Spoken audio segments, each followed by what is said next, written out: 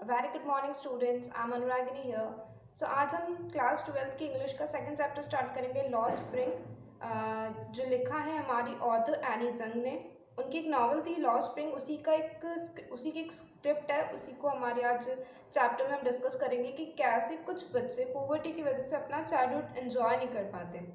Poverty की वजह से, गरीबी की वजह से उन्हें सर्वाइव करने के लिए काम करना पड़ता है, अर्निंग करनी पड़ती है। उस वजह से उनका जो बचपन है वो कहीं गुम जाता है, उन्हें काम करना पड़ता है। जैसे हमारा आप टाइटल देख रहे हो, आज का टॉपिक है लॉ स्प्रिंग। स्प्रिंग मीन्स क्या होता है, स्प्रिंग में क्या होता है, न्यू न्यू लीव्स आती है, फ्लावर्स ब्लूम करते हैं। तो उसी तरह चाइल्डहुड से रिलेट किया है उसे कि चाइल्डहुड में क्या होता है, बच्चे, छोटे छोटे बच्चे कुछ ना कुछ सीखते हैं नया नया। तो उसी को रिलेट किया लॉ स्प्रिंग, और इसी में हम देखेंगे कि लॉस्ट चाइल्डहुड, कैसे बचपना खो जाता है। तो ये स्टोरी आज हमारी जो ऑथर है एनी जंग, इंडियन राइटर, उन्होंने साहिब की स्टोरी बताई है। ये चैप्टर मेनली 2 पार्ट्स में डिवाइड किया हुआ है। तो आज हम फर्स्ट पार्ट को देखेंगे, मतलब आज हम साहिब की स्टोरी देखेंगे। तो साहिब के बारे में बताया है कि साहिब की जो फैमिली थी वो ढाका से है।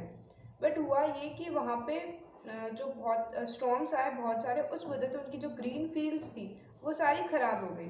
तो उस वजह से उनको वहाँ से शिफ्ट करके सीमापुरी आना पड़ा, और सीमापुरी के एक सिटी में वो वहाँ रह रहे थे, पूरी फैमिली उनकी। वो मतलब 1971 से यहीं पे हैं, और तभी से वो रैक पिकिंग कर रहे हैं। रैक पिकिंग मतलब जो गार्बेज होता है उसी में से कुछ ना कुछ निकालना, कुछ काम का, जिसे बेच के वो अर्न कर सकें। तो यही उनका काम था, यही उनका सर्वाइवल का एक ज़रिया था कि वो इसी से सर्वाइव कर सकते थे। तो इसी को आज हमारी जो ऑथर है उन्होंने इसमें डिस्कस किया है, तो हम ही इसको स्टार्ट करेंगे।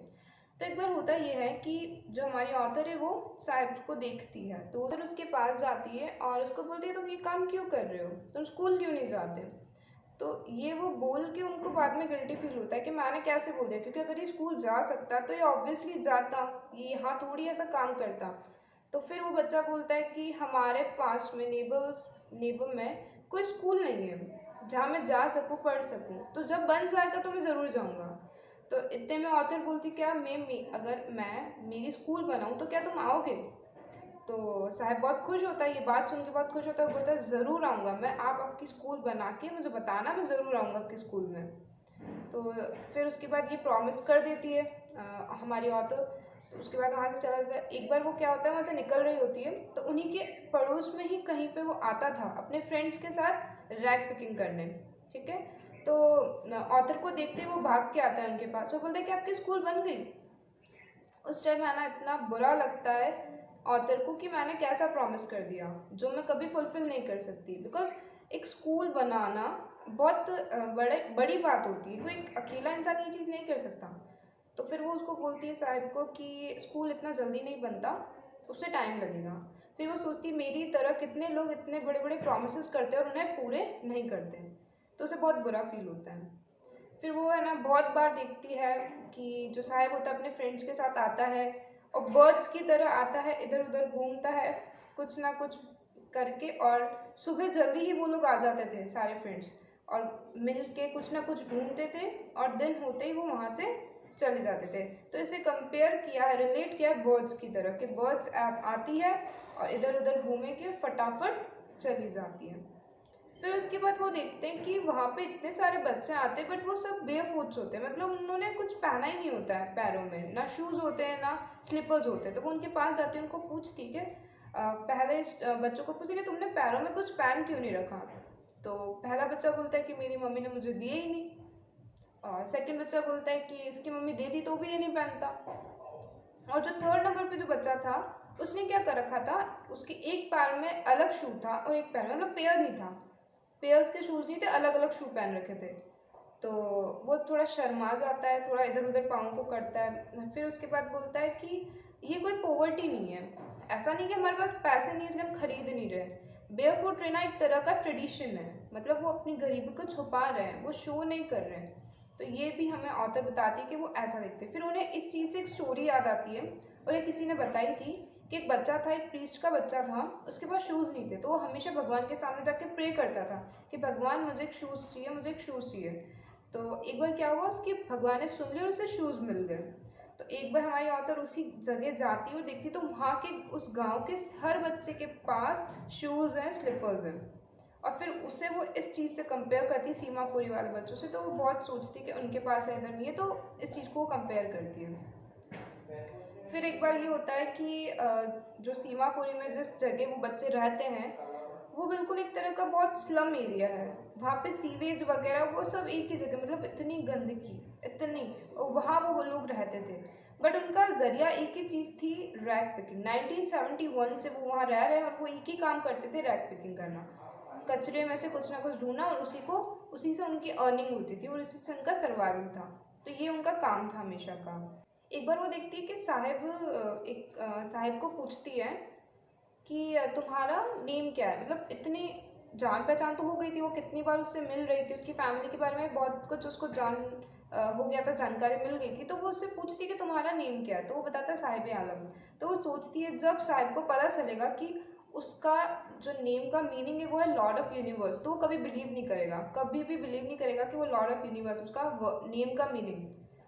तो वो रैग पिकिंग कर रहा है, एक लॉर्ड ऑफ यूनिवर्स, यूनिवर्स का लॉर्ड रैग पिकिंग कर रहा है, वो इस चीज़ को कभी मानेगा ही नहीं। और अगर उसे पता होता तो शायद वो रैग पिकिंग भी नहीं करता।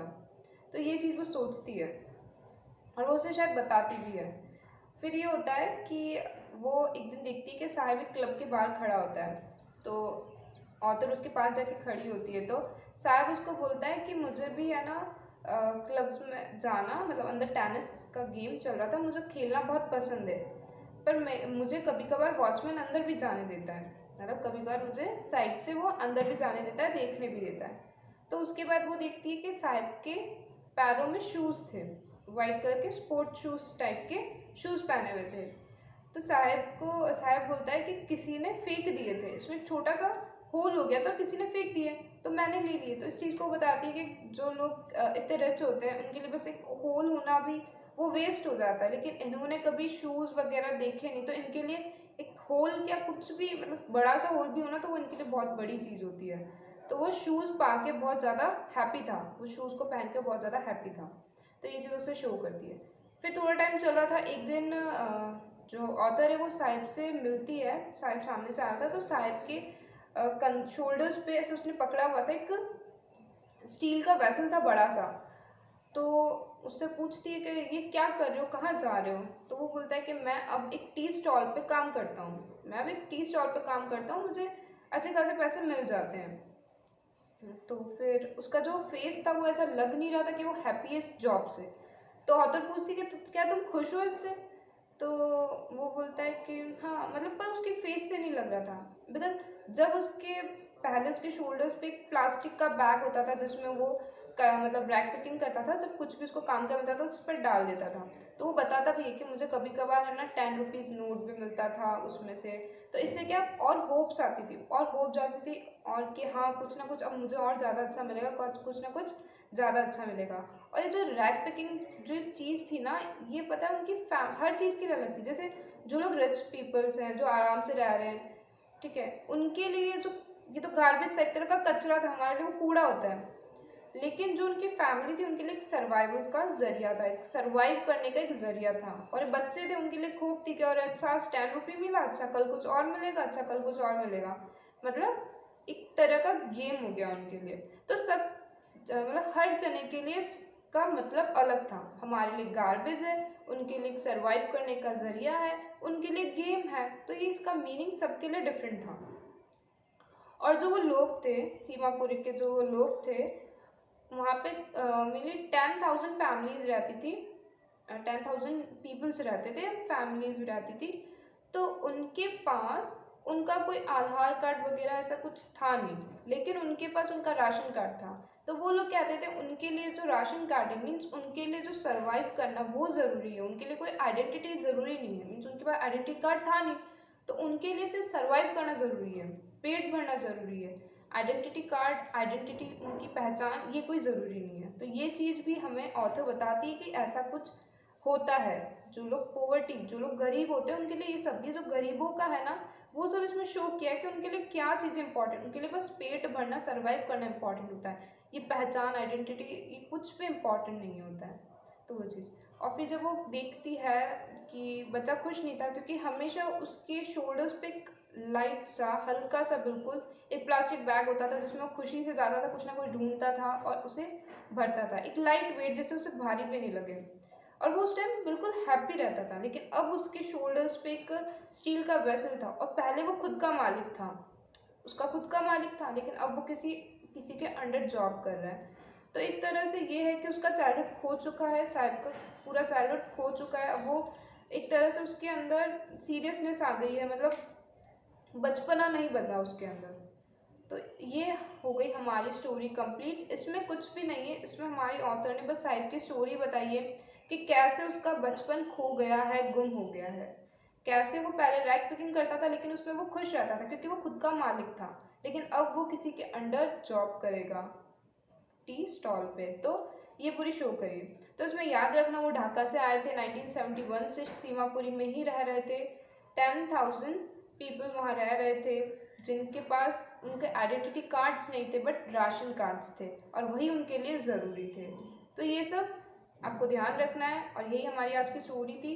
एंड ये हमारा पार्ट नंबर फर्स्ट था लॉस्ट स्प्रिंग का। अब नंबर सेकंड भी है जो नेक्स्ट वीडियो में आ जाएगा, इसे कंप्लीट कर लेना। और शॉर्ट शॉर्ट जो आपका इस बार का पैटर्न है उसके हिसाब से जो 1 मार्क क्वेश्चंस बनेंगे वो आपको पता होने चाहिए, बीच बीच में जो भी आ रहे थे आपको नोट करने हैं। क्लियर? और अपनी जो बुक है उसमें टिक कर लो, हाईलाइट कर दो, as you wish. Okay, so I wish आपको क्लियर समझ आ गया, और नहीं आया तो पूछ लेना। Okay, so thank you.